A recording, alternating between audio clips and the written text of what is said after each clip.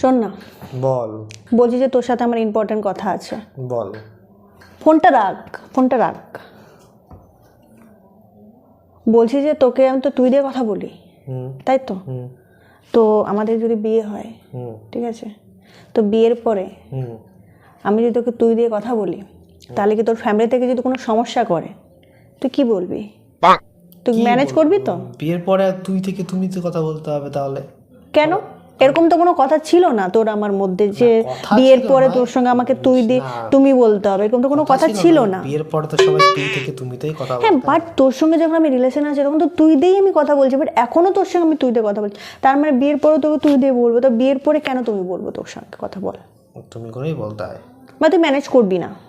Manage কি করব? মানে তুই তোর ফ্যামিলিকে মানে ম্যানেজ করবে যে আমি তুই দিয়ে কথা বলি তো তুই দিয়েই বলবো, কমফোর্টেবল। এখন তো সবাই সমস্যা করে, তাহলে তুমি থেকে তুমিতেই বলতে হবে কথা। শোন, তোর বিয়ে করার হলে করবি, না করার হলে না করবি, আমি তুই যেমন বলছি আমি তুই বলবো, আমি তুমি বলতে পারবো না, নেভার এভার, ঠিক আছে?